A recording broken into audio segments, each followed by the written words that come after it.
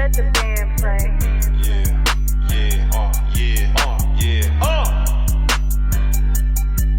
Okay. Hey. Cash out if I want it. For real though. The money got blood all on it. For real though. The money got blood all on it. Yeah, the money got blood all on it. For real though. Bad bitch with me on it. For real though. The nigga wanna beat me down it. But the money got blood all on it. Yeah, the money got blood all on it. Hey! At the top where it get real lonely. Just might put a dub on homie. New phantom with the 4 edges on it. And the paint got blood all on it. These niggas ain't eating, they starving. I can see cause they crew getting bony. These suckers do nothing but cloud chase. These boys just some one-trick ponies. Man, this rap game so damn phony. These niggas a bunch of jabronis. Everything you got, they want it. That's why I'm stiff, I'm stony. Just told my hitter he own it.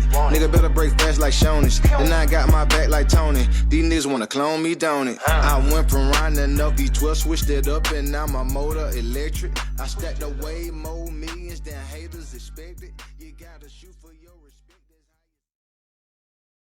Welcome, ladies and gentlemen, to episode 51 of the Splash Cast. I am your co-host, Reggie. I'm your co-host, Norwood, and we are barely surviving.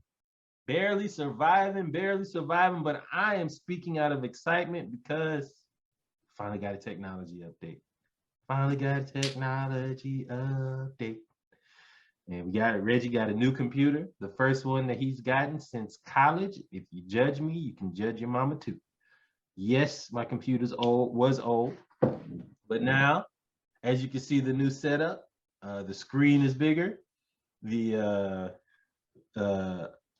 All the software is brand new. I got the Cadillac series. You know, if I was gonna spend the money, I'm gonna spend the money. I ain't gonna half-ass it. So, What are we working on now? Going live, all of that stuff. Y'all can look forward to it. Look forward to it. Right in time for playoffs. Yes, sir. As y'all know, with every episode of the Splash Cast, we have the Around the League edition, and we also have the ATL edition. We start out with the ATL edition, where we talk about, affectionately known as our oldest, middle, and youngest children, Braves, Falcons, and Hawks.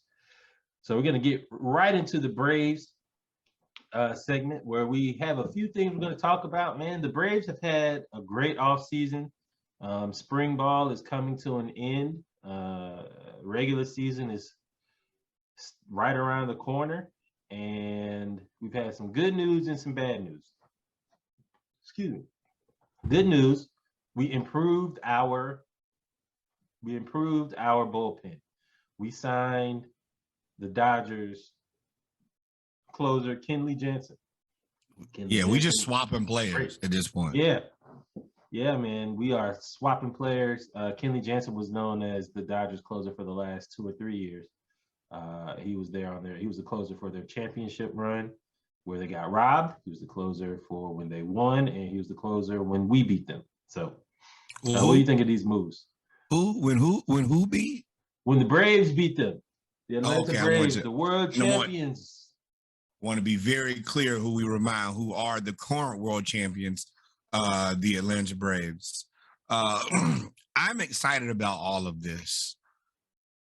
It's the ability to continue to move, to walk and chew gum is exciting. Being fans of where we're from, you kind of have this constant up and down motion of either we're really good or we're like down in the dumps, specifically the Atlanta Falcons. And kind of the Braves a little bit, even though the Braves are a little bit more consistent. No. Oh yeah, I mean, we were consistent. We're like a worst to first. It's just our first lasted like 2 decades. That's consistency, Reginald. We went to worst again. Now we're in first again. I mean, but there's certain teams who've just been worse and worse and worse and worse. But they seem to at least have an idea. That's what I think it really is. It seems like there's a concerted effort. They're thinking about, hey, let's not wait for these guys. Unfortunately, like we had to trade Freddie. But everything that we had to do looks like it makes sense for us to be good for her. Oh, let's try 20 years again. So the thing with the Freddie, we got spoiled with that. We got spoiled with that. Growing up, when we grew up, the Braves were, we only got one World Series out of that. but we were never going to be a team to get thrashed unmercifully every season. And that, you got to take some of the good with some of the bad. I think we should have got more championships out of it, but better than just being sorry as hell. Yeah, man. It's kind of like the New England Patriots with Tom Brady or Alabama with Nick Saban. Like, you get spoiled with having 10 to 12 wins a season, every season. Like, yes. You will never see an Alabama team under Nick Saban after the first year go 9-4. You may see a 10-2 team every now and then. You ain't gonna see no 9-3, same with the Patriots. Yeah. The Braves for 20 years, we were division champs. Now, we were division champs. We dominated the division. Yes, we were good. Yes, we had good owners. Well, yes, we had decent ownership, good managers. We also had a terrible division. But that's not our fault. Other teams, y'all just suck. So, you got to beat the teams who you got in front of you. And it's also the collection of talents and not let those guys get any better. And we're not a team notorious, like we're not the Yankees or the Dodgers and just go spend a ton of money. Every time that we have good players, it's because they're our players. Yep. And so the Braves, you touched on it earlier. We traded Freddie Freeman. Well, we didn't sign Freddie Freeman. We lost Freddie Freeman. But we did sign the best possible replacement you could get in Matt Olson, Atlanta kid, Parkview High School, went play for the Oakland A's. And we were all skeptical. Of course you're going to be skeptical. It's Freddie. Still skeptical. We're still skeptical. We're looking for proof of concept. We just lost Freddie. The second, probably the second or third greatest Brave. Well, probably fourth of top 5 greatest Brave of all time. There we go. That is a conversation. Is it? You got Hammer and Hank. 1. Chipper Jones. 2.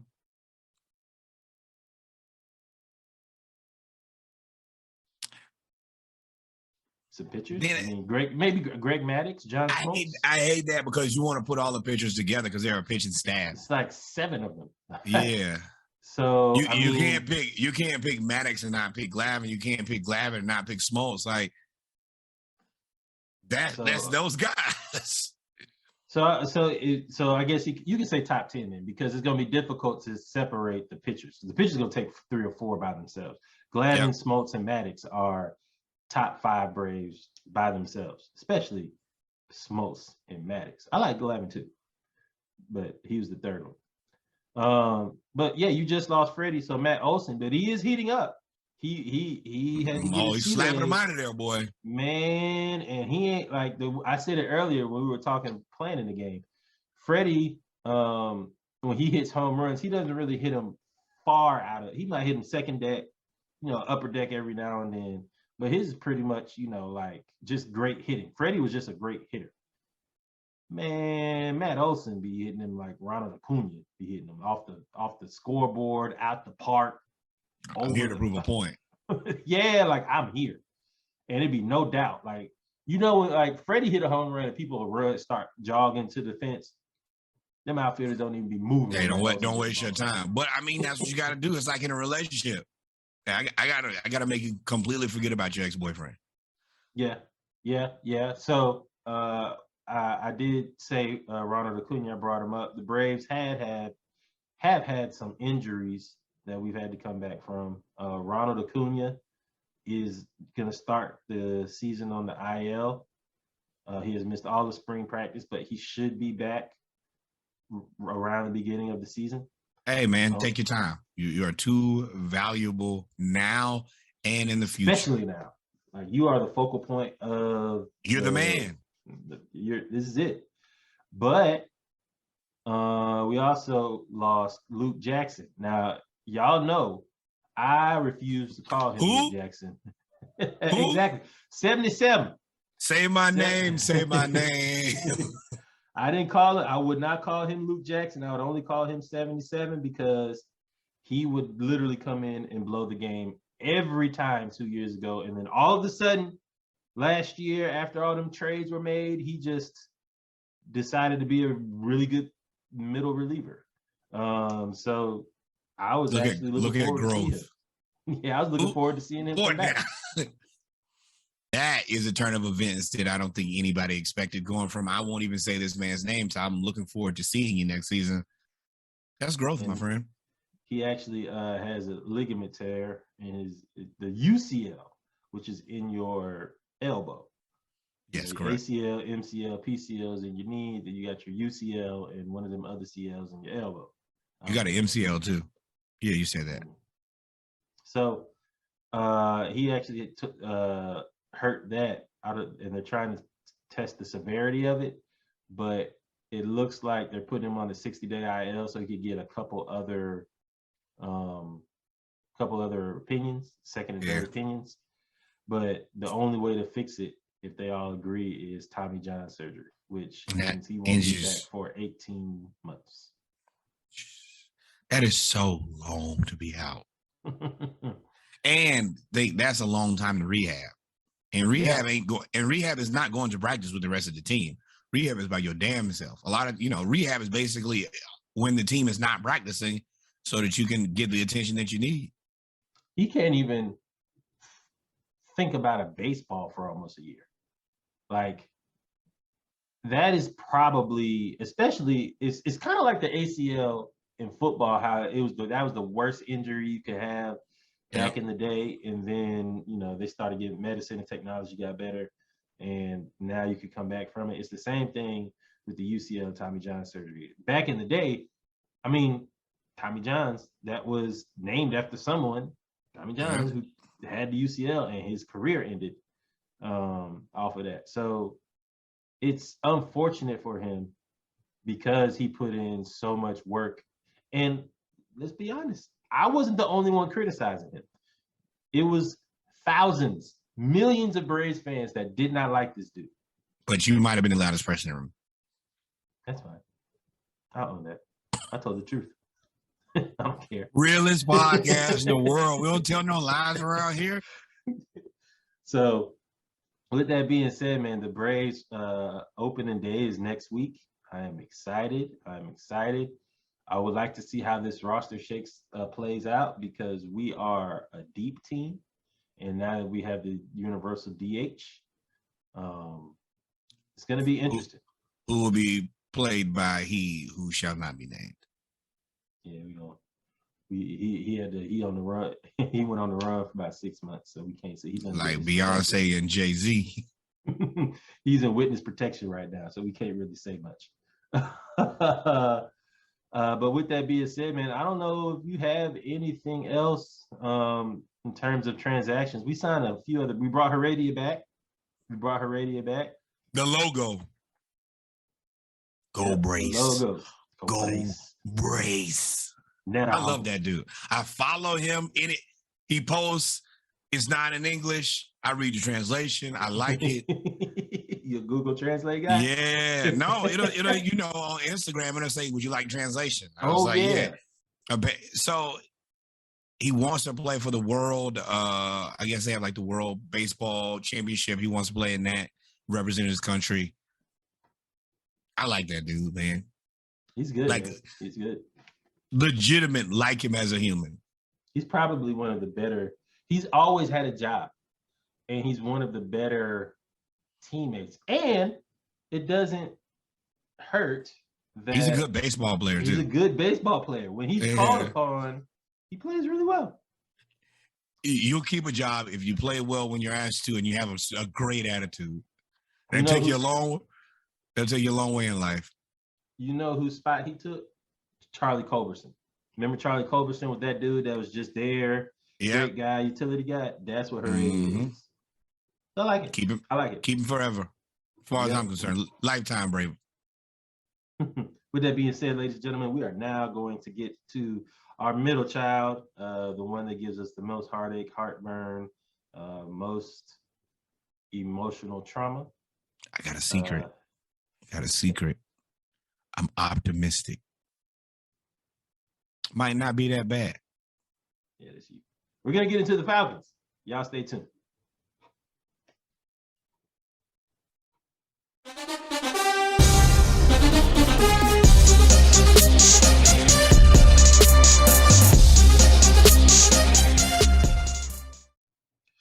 Welcome back, ladies and gentlemen, to episode 51 of the Splashcast, the ATL edition. We are now going to get into the Falcons, aka the middle child of the bunch.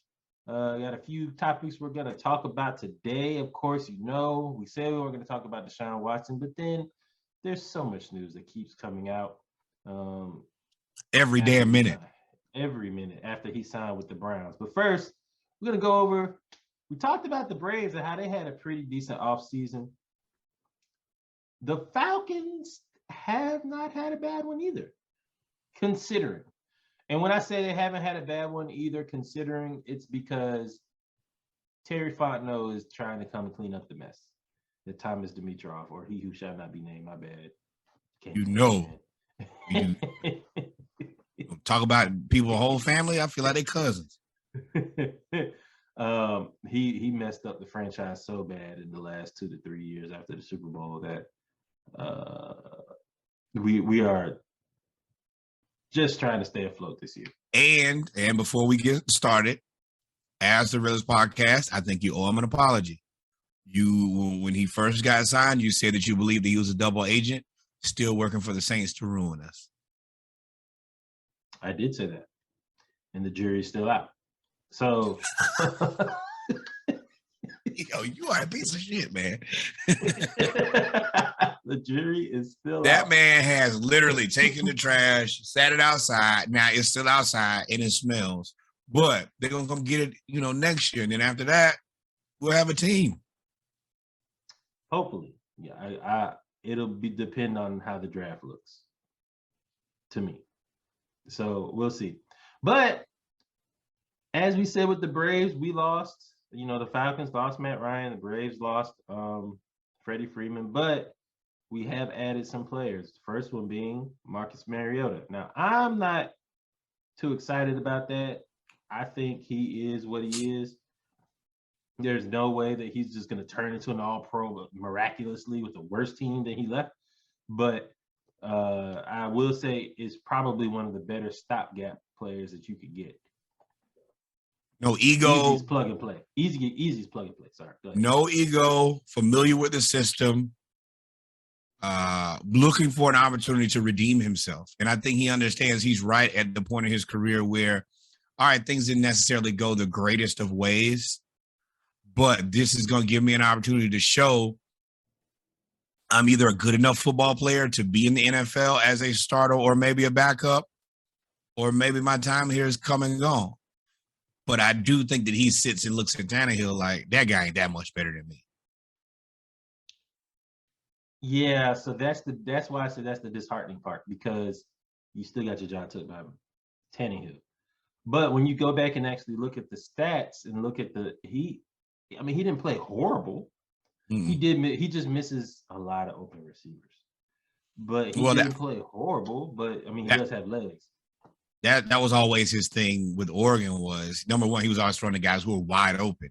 And he was a guy who throws into spaces more than the guy who's going to either throw you open or throw directly to the receiver. And we're going to see who he is. And with us being interested in the boy from Liberty, Malik Willis. Yes, I think that if he sticks around to that second round, I think we have to go. I think the first round, I think we're going to go for another offensive weapon. And then I think if he's still around second round when we pick again, then we should go there in the second round and go for him. I got us going DB first round, but yeah. I think that either we go Sauce, or my wish of all wishes is Hamilton is available. Last 5 mock drafts I've done, he goes 2. Let me dream. If not, then go get somebody like Olave, man. Let's liven this offense up. Let's make this thing a party. And I think that if we have more offensive weapons, it'll do better for Mariota, because like you and I talked about in the production meeting, you'll be able to scheme open if everybody's good enough. And we got some pieces. Yeah, we don't have we got the best of the rest is what I call it. So we got Damian Williams. If you remember, I think he was the MVP. The Super Bowl when they for the Chiefs. And then we also signed on offense. We re-signed Cordero Patterson, and we Great move. also brought back who I think this is a very underrated move was Kadri Allison. Because if you look at Arthur Smith's offense in his teams, he's always had a big back. He's had Derrick Henry, and he runs a big back, small back. So hopefully, along with all these draft picks, we got a few draft picks. We got 2/3 and 2 seconds, a high first, high 4th, 5th, and 6th, 7th round pick. You got enough where you can kind of piece it together. You can plug some holes, and then on D. It's not gonna miss. No, hey! I don't care how tired I get. I'm not missing. Can't do it. But on defense, we signed. You don't care, but we signed Lorenzo Carter, which golly, I'm tired. I'm walking right into the jokes. He had a strong end of the season last year with he had 5.5 sacks in the last 6 games last year. So we signed him to a 1-year prove-it deal. And he's only the thing about all of these signings, aside from Casey Hayward, who we brought over, he had been hurt, but he's still a good corner. He's more of a good mentor. We also brought in Tease Tarver from the Lions, who's I think underrated from University of Florida. I think he's he's underrated. But all of these players that we're signing, I think only we brought back Eric Harris just to bring him back, but for depth reasons. But everybody else that we're signing is like 28 or younger. Don't forget about Young Wei Koo, one of the most important players on our team. All of them are young. Everybody that we're signing is young. We also signed Colby Gossett as a guard. We signed Anthony Rush as a defensive tackle. We signed Isaiah Oliver as a cornerback. All of these brought Isaiah Oliver back. All of these are like 1-year prove-it deals. That's the timeline that we're working on. Right now, we're making the absolute best of what's available. And then if you're good enough, there will be money to spend next year.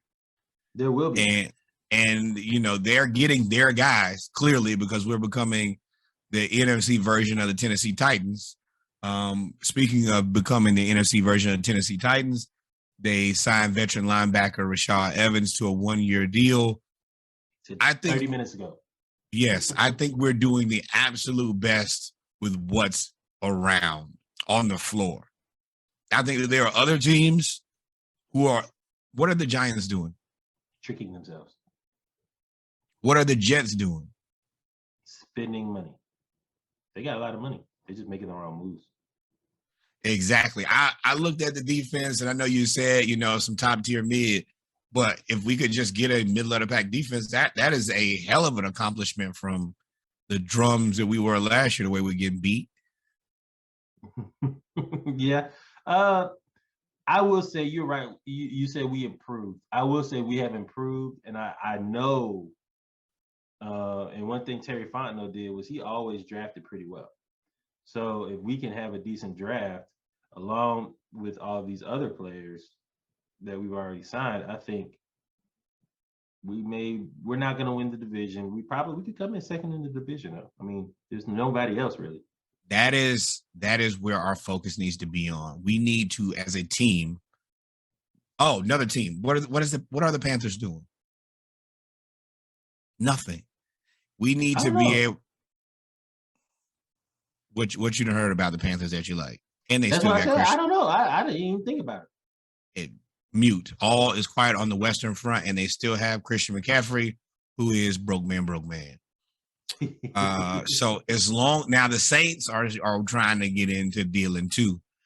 As long as we can figure out how to get to the second best team in the NFC South, it actually puts us on a perfect timeline. Tom Brady ruined our season anyway.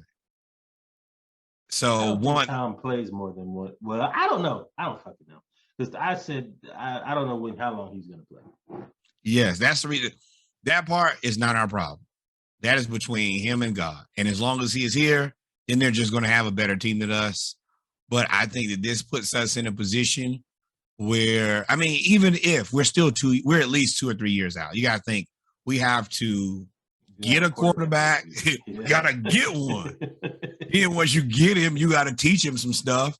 So yeah, you gotta get a running back for real. I mean, Damien, all these dudes, you know. I don't think you have to get a running back for real. I do think that you need another legitimate offensive weapon. I mean, and when I say legitimate offensive, I mean receiver. We have to backfill Calvin Ridley. I think that now also that Calvin Ridley situation is bad, but next year somebody's going to want Calvin Ridley, and we're not cutting him. Not a chance. They weren't going to cut him this year. They sure as hell not going to cut him next year.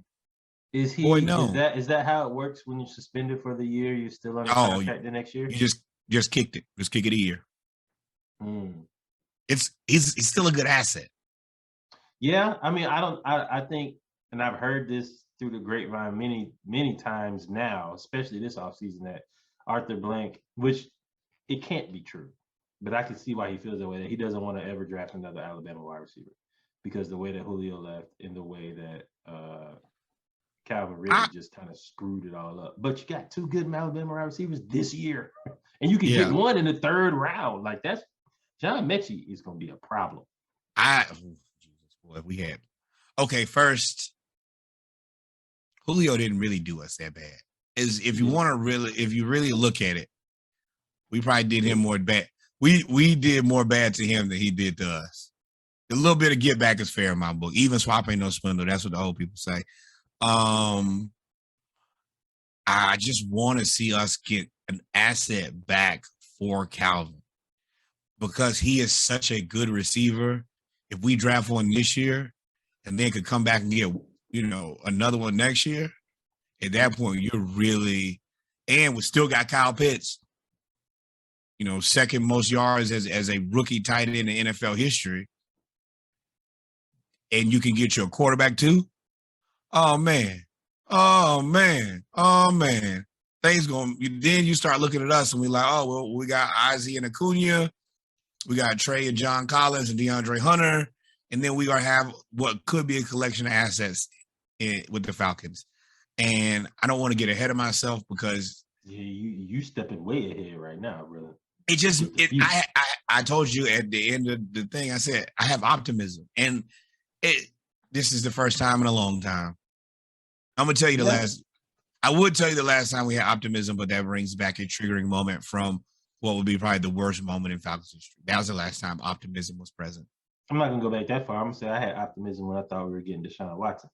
This is why I had optimism, because apparently Deshaun Watson was so close to signing with the Falcons that he actually had a Falcons jersey with his name on it that he was about to spread out. So, little backstory. He signed with the Browns, $230 million guaranteed, 5 years, $230, which is really 4 years, $229. But bad deal. He laid out all of his jerseys on the pool table in his home. Yes, the Browns jersey. I'm sorry, the Browns jerseys. And if you zoom in on the picture in the background, there's a Falcons jersey, number 4 jersey. So, and those are the only two teams. So he was so close to signing with the Falcons, which I really honestly do. Now, this is me. Now, this is my optimism. I don't know if it's optimism, but this is me thinking. I really do think he was about to sign with the Falcons, and the Browns just swung for the fences at the bottom. Guaranteed everything. With bottom of the ninth, 3-2, swing for the fences for the home run World Series, and they closed their eyes and they connected and got 5 years, $230, guaranteed everything, which I told y'all before, when you guarantee $230 million, when you guarantee any contracts in football, you have to put that in the escrow account. You do not get to pay. You have to, because if something goes wrong, you have to honor that contract. Hey, so we need to make sure that you got the money. Yeah, so they make you, when you sign for $250 million, they put $250 million in an escrow account immediately. That's a big lump sum of money. Shit, you ain't gotta go cut the check, For me, the way that Deshaun Watson played out, I know some people find it heartbreaking. I find it exactly what makes me feel confident about this leadership. We went very hard after an asset, and for all intents and purposes, had gotten it, and then was put in a position where you would have to succumb to doing exactly what we just got out of in order to get him, and we walked away from it. That means we were going hard to get some of the best players, but we're not going to do anything stupid. That makes me feel way better. I mean, shout out to the Browns, but if you don't think that y'all reached, and the pressure's on the Browns too, because if you sign any person to that contract, you have to win. Because Deshaun is still only what, 25, 24, 25 next year? You gotta pay everybody though. Which means you gotta win now, and you can still get another contract. Oh, what you think the next one gonna be? 400 million. If he win in Cleveland, it's gonna be 400 million. And I'm looking at all those assets that y'all got that are unpaid. You interested? Come on down. Hey, Nick Chubb. Come on home. Yeah, I know you would. I think I know you might have had a Falcons jersey before. I lose my mind if Nick Chubb came here, bro. And I don't really wear a lot of jerseys, but he came here, I'd be like, all right, Chubb Town. I would have got that Watson jersey. I'm gonna tell you now that it's over and it's done and done. Six. Oh, okay. But I will tell you, it was not meant for us to get Deshaun Watson. It wasn't. We would have had a completely different podcast. I would have been insufferable. I would have been the worst podcast in the world because I would have just disrespected everybody for while it's we have the best quarterback in the NFL, he's going to be the best quarterback for the next 30 years. And yeah, that wasn't supposed to work out. Shout out to Cleveland for spending a lot of money though. I mean, going for it. That's the one thing I like about Cleveland now.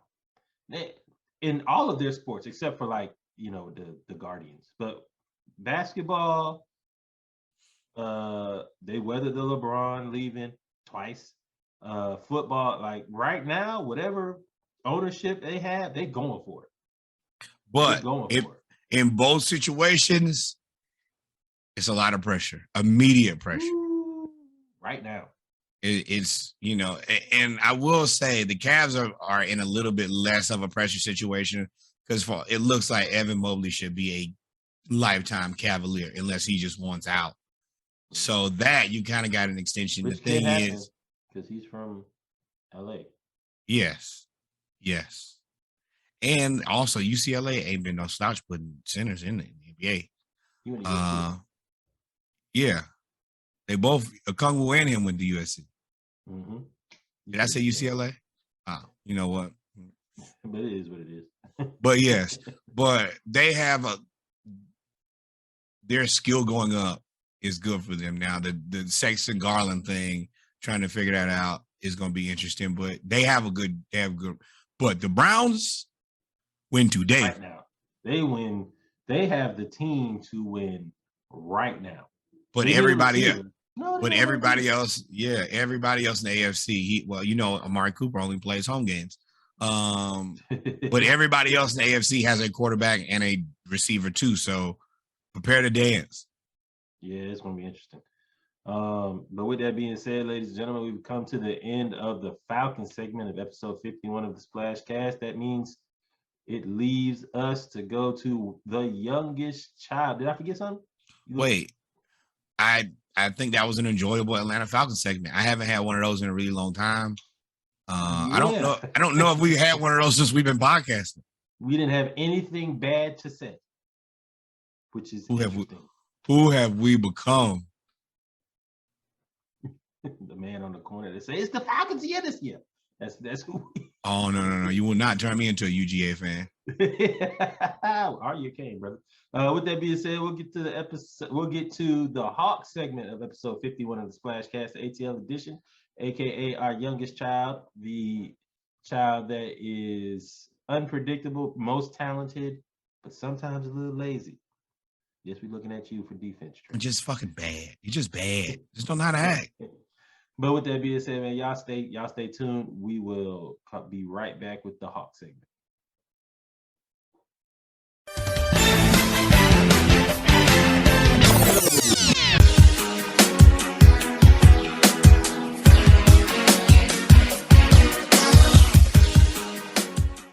Welcome back, ladies and gentlemen, to our final segment of the ATL edition of episode 51 of the Splash Cast. We talk about our youngest child, the Atlanta Hawks. Also, we're going to talk about the Skyhawks too. Literally the youngest of children. The youngest of children. The College Park Skyhawks have clinched a playoff berth. The College Park Skyhawks are our youth team. I think they're partially owned by 2 Chainz. That is correct. Who is at every game, front row. And they are actually Wouldn't you be? Really good. Yeah. They are actually a really good attraction. They play some ball down there, dog. Yes. I mean, that's kind of the positive and the negative of the situation is you have players who are really good in the G League. Sharif, who has decided to just go bonkers and show y'all that he should probably be playing on the varsity team. Cat Barber. 30 points and 10 rebounds. 10 assists in the 6-game road. In the 6-game winning streak, he's averaging over 30 points, 10 assists. Cat Barber is playing out of his mind. I feel like Jalen is now a part of the varsity going forward, specifically with John Collins' injury. And even when he comes back, I feel like, I don't know if he's going to be able to get back to 100%. So you're just going to need another body. And when he's out there, he plays good. But the reason that we knew he would play good is because he played so damn good in the damn G League.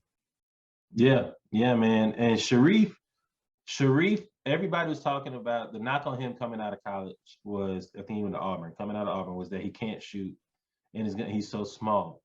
But if you looked at the way, and we talked about this, I said, I actually really like that pick, especially getting him at like 48, because he rarely got his shot blocked. He rarely got his shot blocked. He was quicker than everybody. He had great body control in the air. All of that is translating to the league. And now he has a shot.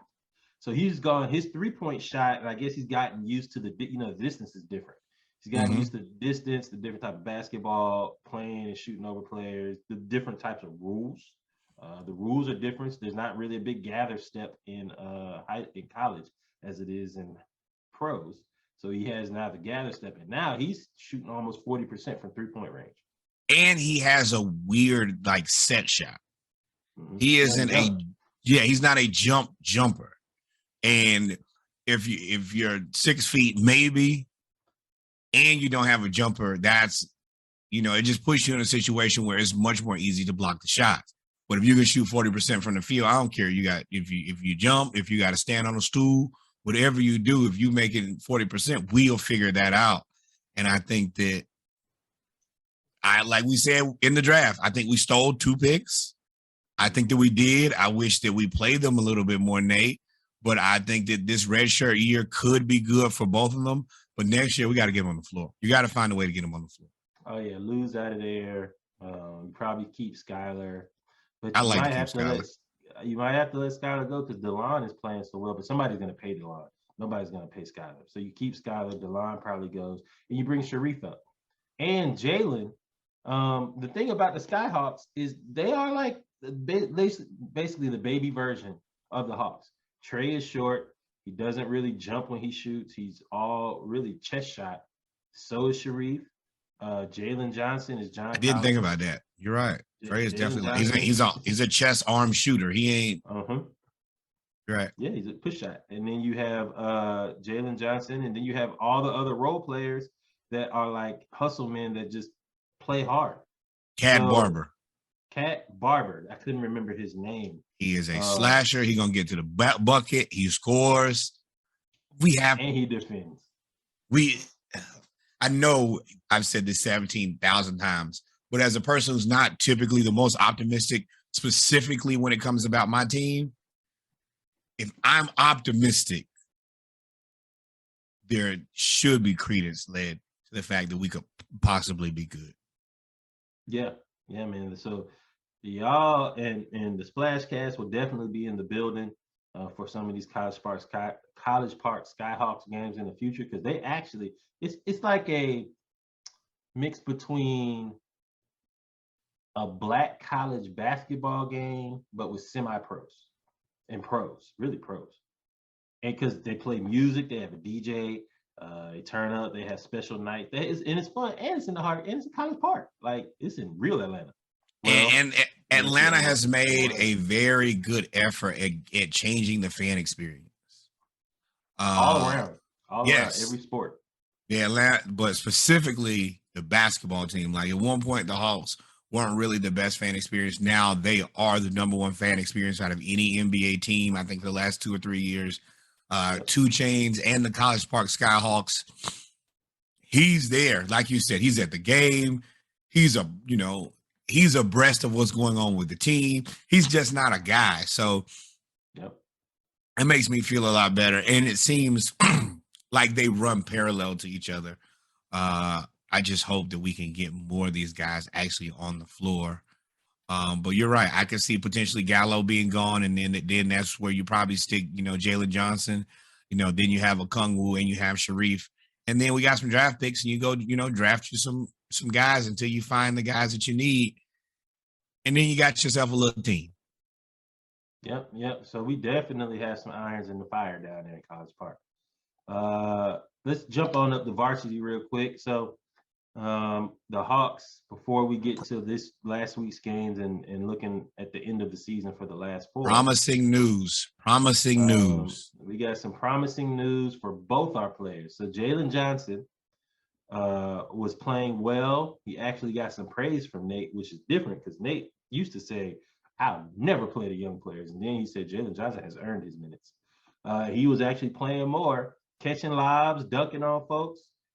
And then he got a knee in the back of the head, and he got a concussion. So he's been out. And then, John Collins has torn plantar fasciitis as well as the alien finger. But today, go ahead. Yes. Today he is now running and doing limited shooting. That is very good. I do want us to all take this with a grain of salt. You tear a tendon in your foot and you have an alien finger. Don't expect John Collins to be 100%. Yeah. And he even tried to come back before, but he just couldn't do it. His shot was off. And I was like, John normally don't miss those. And he was missing everything. And then they showed his finger, and it looked like a golf ball was on his knuckle. I have a bigger question. I still question, how did anybody who has any type of medical experience think that thing is something that you should play with? Boy. Nope, not gonna do that.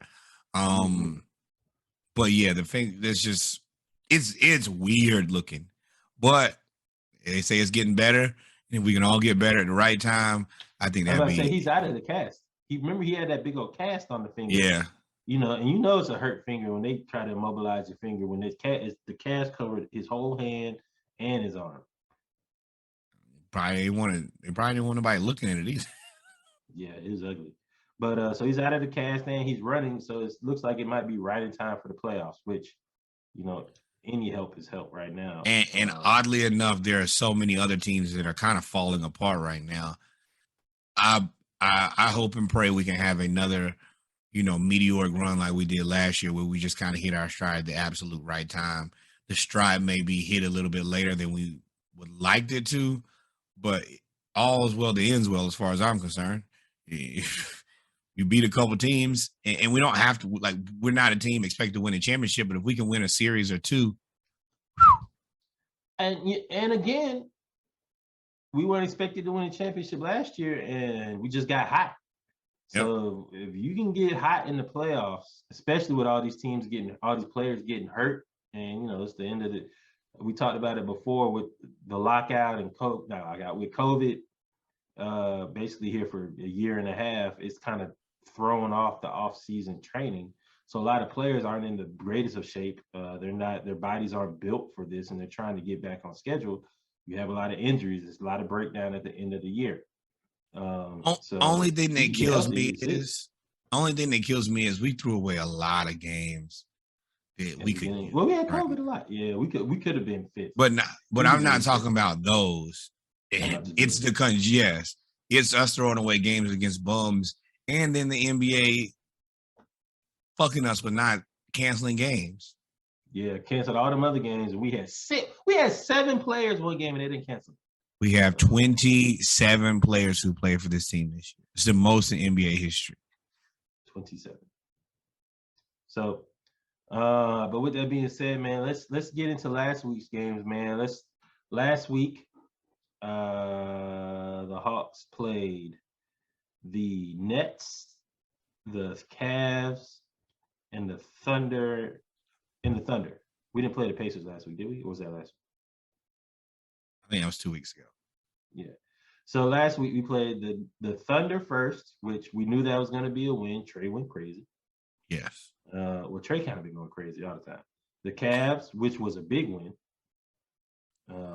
It's so these games you have to be very careful with.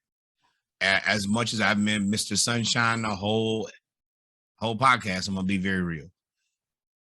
The way that we played against the Thunder, where it was him and his old high school teammate going back and forth, we cannot do that if we're going to win games in the future.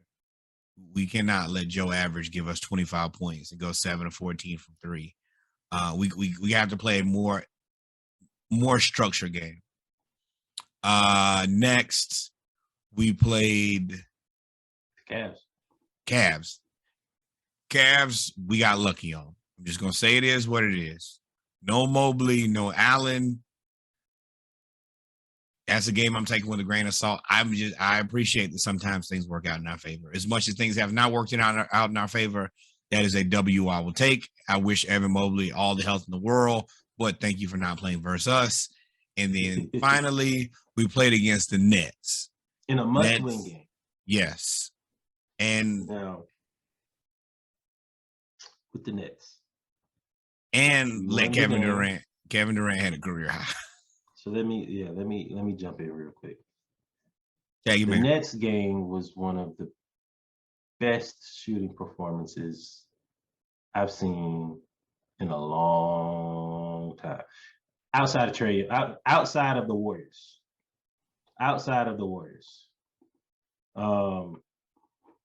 But Kevin Durant had 15 in the first quarter, and it looked easy.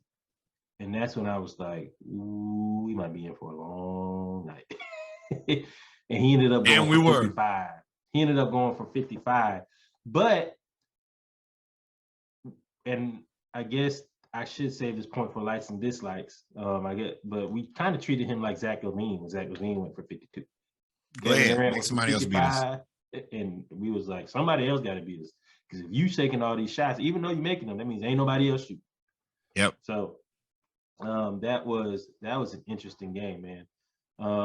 Tell me some of your likes for the last 3 games. I'm going to talk about the Nets for 1 second here.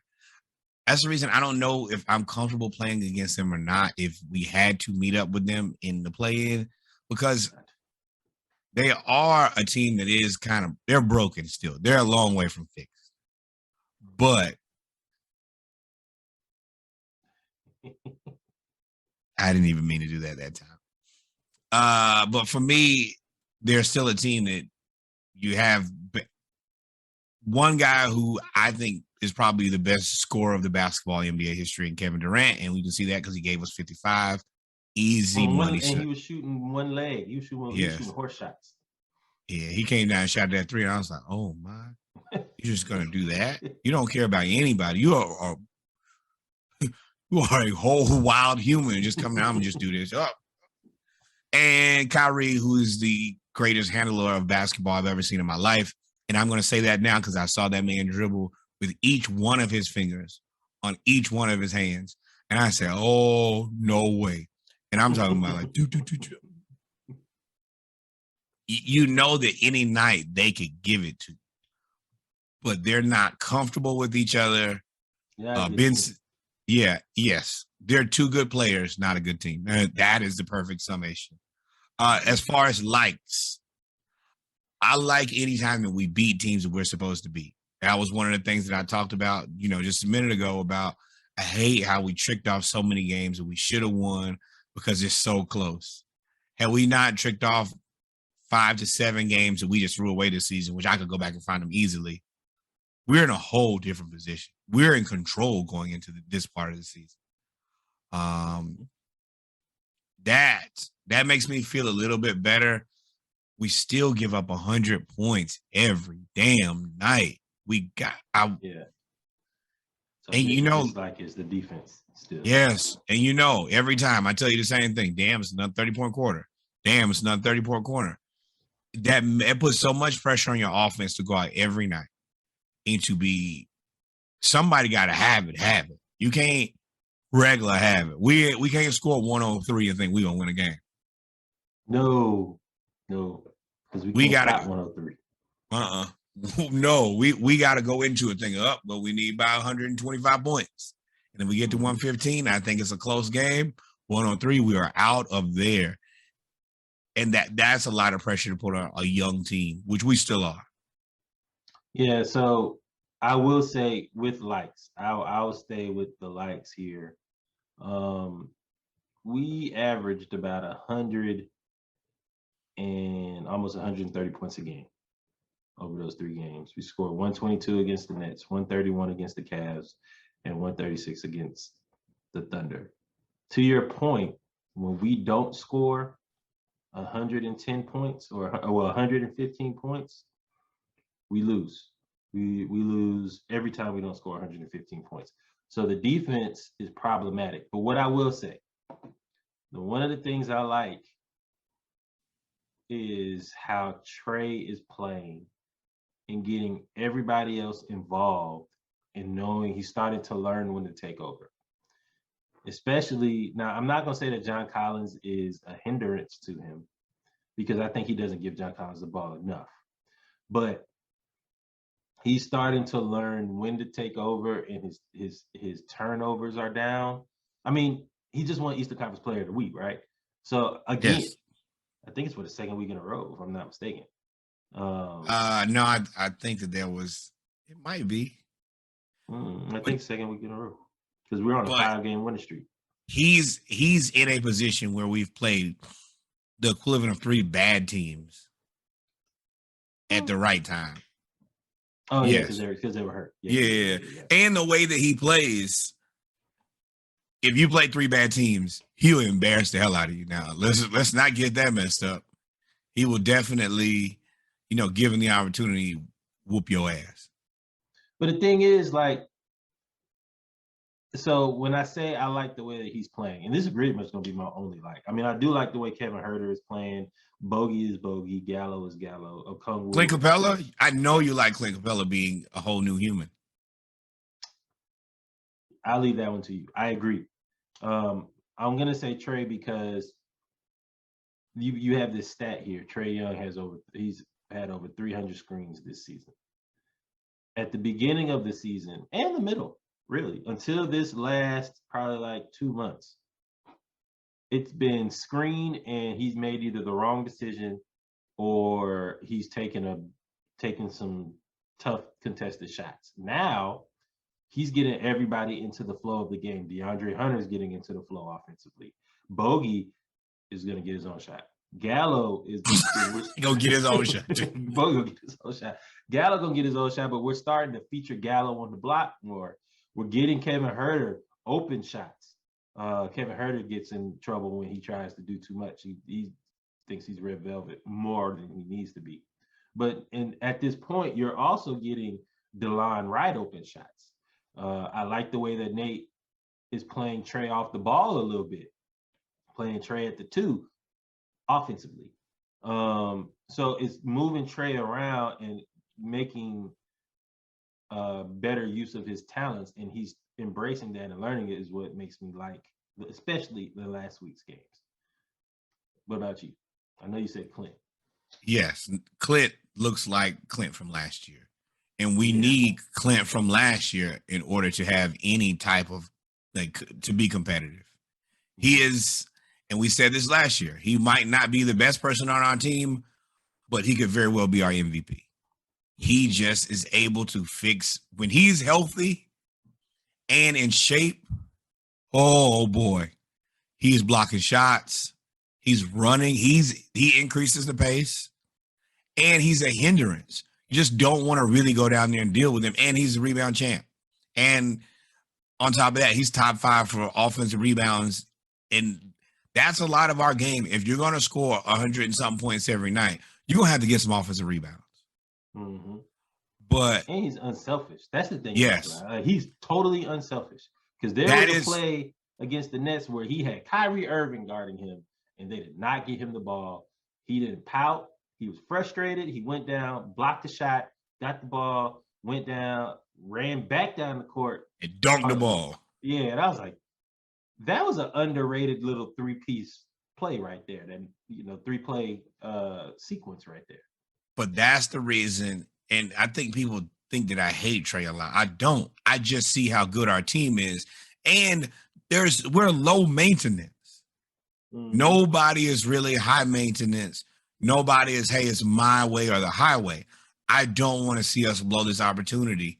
So, yeah, like if you're going to come off the most screens, that means that somebody else is doing a difficult job. Mm-hmm. I got to go get in the way so you can get open. And then you shoot, and either I rebound or run back down the court. Mm-hmm. Then you have Clint Capella, who's out there busting his ass, top 5 in offensive rebounds. You got John Collins' foot has a torn tendon in it, and his hand looks like an alien hand. It's in your best interest to reward these guys when you get a chance so that they can appreciate playing with you. That is that is the thing. I know you want to shoot every shot, but you got guys who are helping you get these shots. You got to do the same for them because you're the guy with the ball. Yep. So we're on a 5-game winning streak, ladies and gentlemen. So there's not a lot to dislike. The only dislike that I have 30-point quarters. No, I mean, I've kind of come to grips with that. I don't like it, but it is what it is right now. But you cannot do that shit. We are still as well as Trey is playing, as well as everybody's playing, we still, and this one's not on just Trey. It's on Bogey, it's on Herter, it's on Gallo. We are still having these moments in the game where it's like just 5 minutes of horribleness, like 5 to 6 straight possessions of just terribleness. We were leading the Nets by, now the Nets is a different case. You can say that because we were about 15 at halftime. We were killing the Nets. It was KD versus the Hawks. But then we had all these defensive lapses where Nicholas Claxton was scoring and James Johnson and like all of these people's names that you don't know. You cannot let Karate Man. Can't let Karate Man come down there and score. He's a he's a mixed martial artist and a part-time basketball player. And that is the most difficult part to watch because you can see us get like we be right there. Like this is the difference between a good team and a great team. When the Suns have you down 17, you look up, you down 30. When the Warriors would have you down back in the day by 10, 12, you look up, foot on neck. Like put the women and children to bed. It's over. And you could see it in the opponent's eyes. It didn't matter if it was the first 7 minutes of the game, last 10 minutes of the half, whatever. Ain't going well for you. It's not going well for you, my friend. You was slayed and you knew it. Yeah. So that's the part that's frustrating to me. And it's something that I talk about constantly is we always we make the game more difficult than it needs to be. Like we'll be up and we'll have run the pick and roll. And you listen because we watched Valley when they have Vince Carter and Dominique Wilkins. What does Vince Carter say? Run it again. I'd run this play until they feed him and fan him. Feed him and fan him. That's that's Dominique. Feed him and fan him. Yeah. And just run it again. So, but we won't do that. It'll be a wild shot. It'll be, Kevin Herter doing his red velvet or Bogey shooting from half court or Trey doing getting pinned on the baseline or, Gallo, Gallo don't really do too much bad stuff. I am also, I'm just going to steal a little thunder here. Gallo getting into this level of Gallo right before the playoffs is very good. I think that's very good. Mhm. If you think that John will probably come back and he'll be the starter, if we know that we can go to that bench and you got Bogey and Gallo there, Okungwu's going to do his job, Ooh. you got something. You got something there. You got something there. I'm saying about Okungwu. Okungwu be making like every play that Okungwu makes is like a big play. Like it's either a block or a dunk or a steal or something that or a deflection or just being in the way. And he does it at the most opportune times when we need it. He's normally the one that gets us out of that 5 possession slump that we have every game. Because he's the only young guy who doesn't know. Like, I'm happy to play basketball. I don't have time to get all the way into the mixed up part of the emotions. The negativity don't really hit him the same way. I really wish he had that fire right before he got hit in the mouth that time. He hasn't had that same level of aggression, but if he can find that, boy, you got a whole that's a grown man. You got a problem. And that's the reason I was just, I try to tweet and I had to have a moment of adulthood with one of the Bucks fans. But at the end of the day, we have a team where you can throw, maybe 4 or 5 guys at Giannis. Is he better than all of the 5 guys? Yes. Is he better than all 5 of those guys combined? We got to see. Yeah. So that's my real dislike, really, is just the 5. If we could just eliminate those 5, because we've knocked down the turnovers, we've gotten better shots, we're getting everybody else involved, we're having all of these, we're playing so well. If we could just eliminate those mental, it's really just mental lapses. The only team I don't want to see in the playoffs, there's 2 teams I don't want to see. I don't want to see the Bucks. I don't want to see the Nets. I don't want to see 3 teams. I don't want to see the Nets, the Sixers. I honestly don't want to see the Bucks because the way that they're letting Giannis just run people over, it's there's nothing you can do. Anybody else, we could mollywop y'all. Anybody? Hey, else. Chicago, what up though? Boston, Miami. Oh yeah. Yeah, Boston. Y'all playing good defense, but no Robert Williams, and let us get everybody back healthy. We still gonna beat y'all. I'm not gonna disrespect them like I did earlier in the season, but I'm gonna be very real and say I think we have a substantially better roster than Boston. Yeah. So we are in the playoff. We do have a postseason berth. We have clinched in the play-in. We are now in 8th with the win over the Nets. We're in 8th position. You have right here opinions on the rebuild. What did you want to talk about on the rebuild? We're into the rebuild now. Like, this is our 4th year, really our 3rd year, because it's just the trade years. John Collins was still he's the lone survivor. So I just wanted to take a minute and see how you felt now that we're into it pretty good, and it looks like it's got some good parts and some bad parts. I want to know what you thought about it.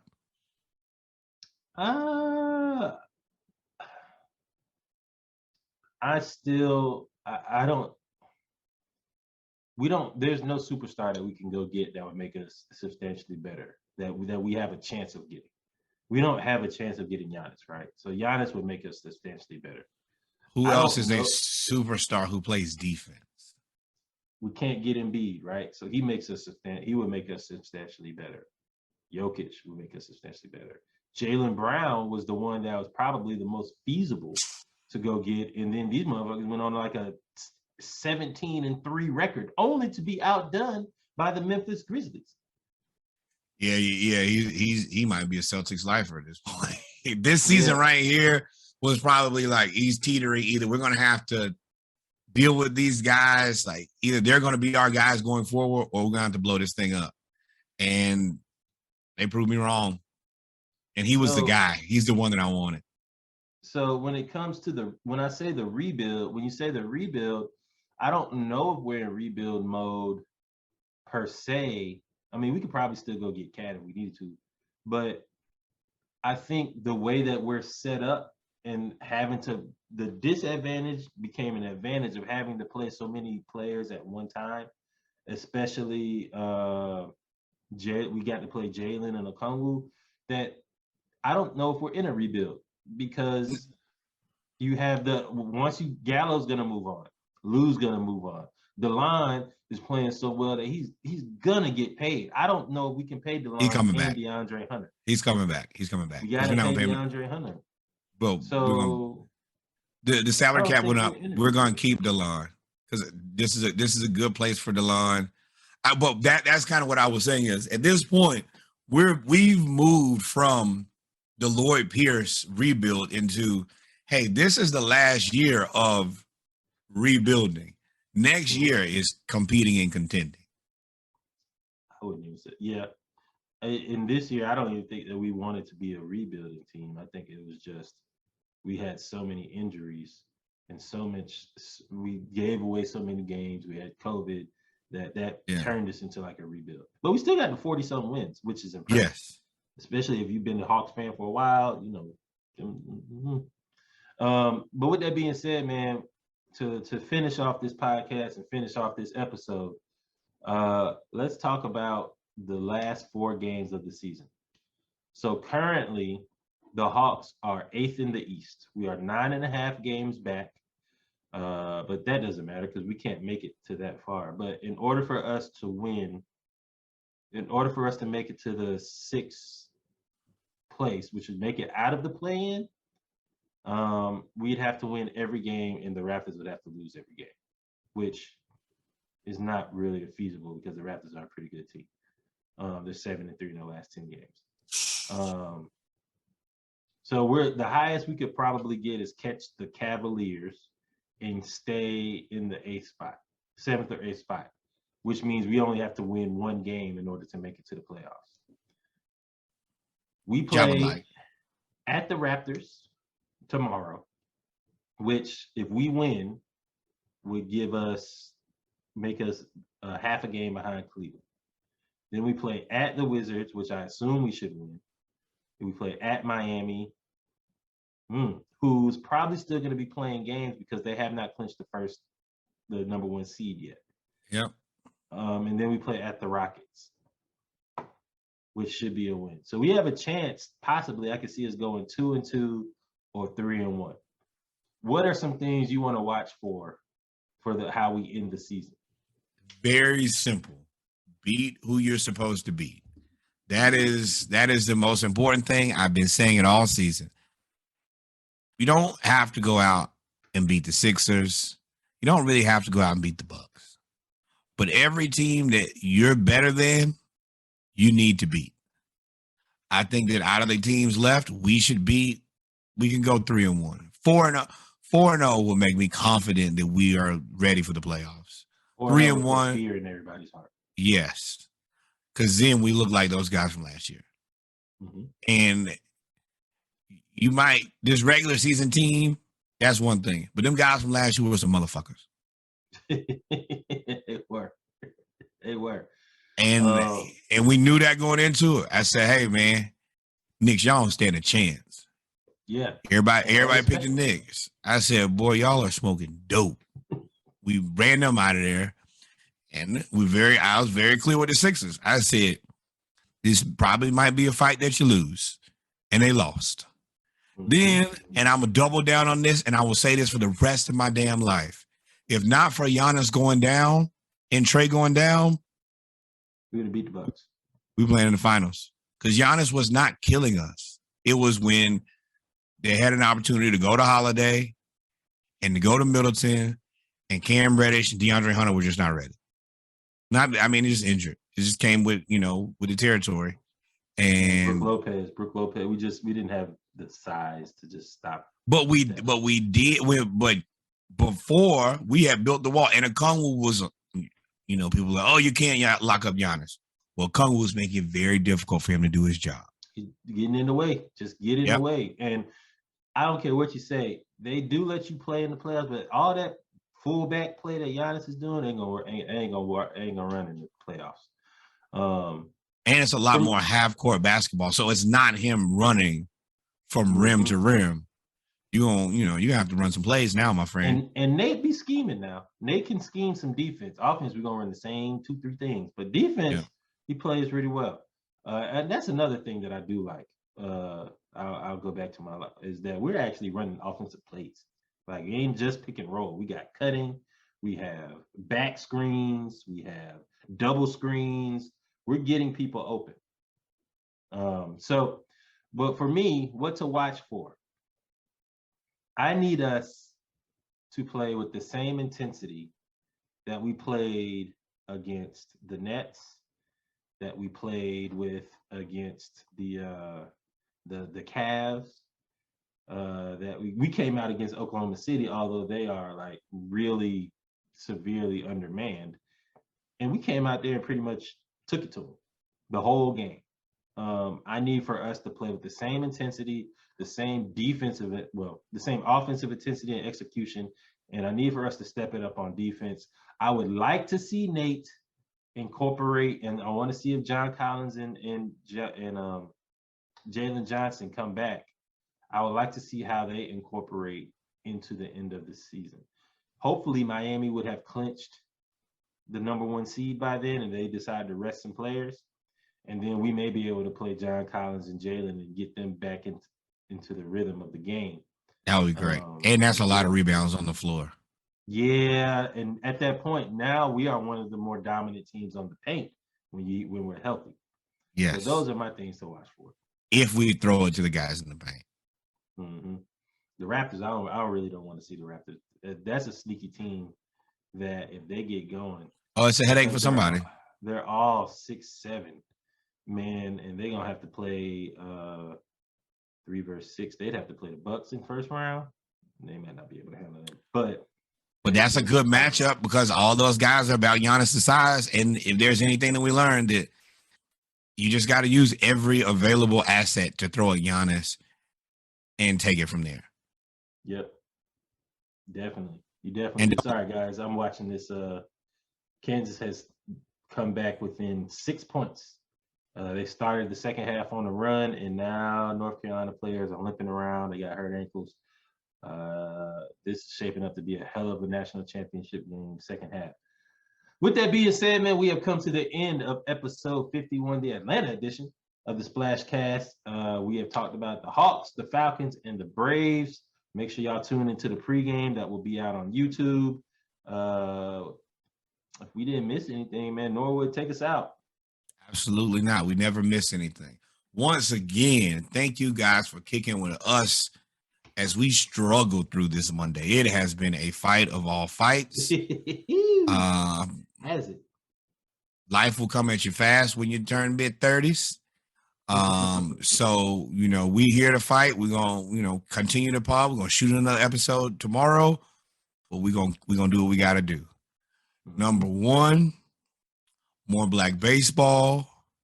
Number 2, more Black cowboys and cowgirls. Number 3, send some money to the historically Black college and university you graduated from. Also, send some money to the one in your neighborhood. And then finally, completely wipe out any of your checkings and savings. Put that in a big check and send that to Hampton University. They will truly appreciate it. I promote financial literacy. Give what you can. What else? Tuesday, this episode will be out. Tuesday, we're going to come back, Splashcast 12-pack on Wednesday, and then the Around the League episode will be here Thursday. Please remember to like, subscribe, follow us on YouTube, Instagram. Just don't follow me like in real life. Like, don't walk around behind me. Everywhere else, please support. Please tell a friend. Please tell your church members. Please tell your barber. And we have the link tree. Go to the link tree. It has every link. It is constantly updated each week with the new episode and the new Splashcast 12-pack. Reg, what you got for me?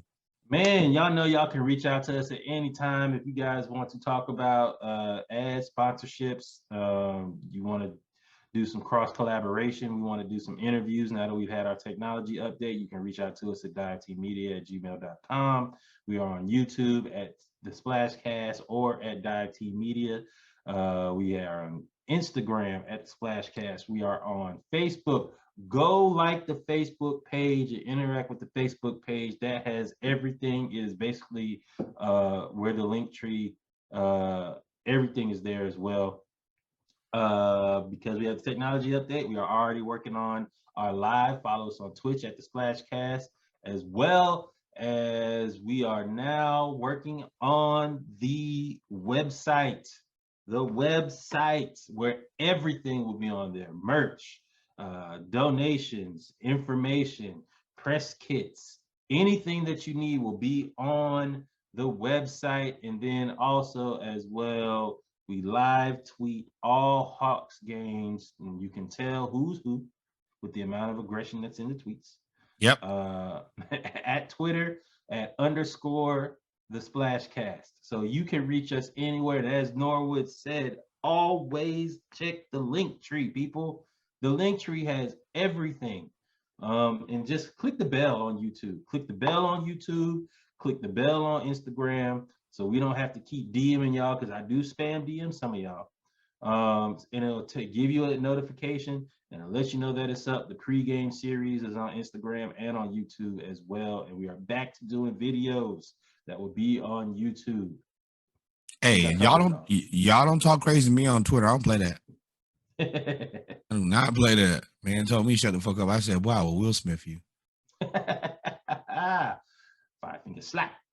Man, we gonna have some around here. We're gonna have some respect.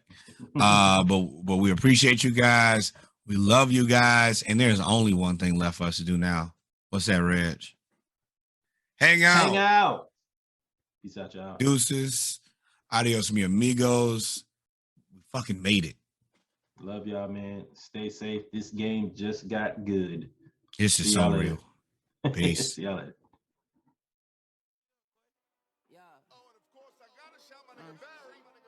And then Quay got down Columbia, that nigga got down South East Side, boy. He better got down Corner Studio, check your pockets. Yes, sir. Bring 30 rocket. East Side niggas don't play. Since the 80s. I fuck with it. Either you do or you don't do it. If you put me to it, I'ma get it done. From a city that don't see the sun. Either you a sinner or a citizen. Niggas ain't running, they getting guns or a chopper that's little as Big Sean. He on the block with that Barry Buns. I was with Barry from Simpson. Stocking buns, talking funds, clocking money. The game of jungle, we playing Jumanji. I'm in Jamaica, jit playing rugby. Stand in my van, stand Van Gundy. Stand on my plan, plant on my stands. Man of my word, word up my man. Heard I got word what you serve. Oh, verse by verse, my verb like perk. I slow it down, my verse like syrup. I like the sound, gun rounds on Mother Earth. With a little pump, you get smoked like perp. Get a nigga jump, don't fuck up my shirt. Nigga JID stand for jumped in dirt. When the Westin squirt, it does wonder works. I see you with the monsters in the under-earth. Bitch. Fuck you know about that Glock, that switch on. I like that right there.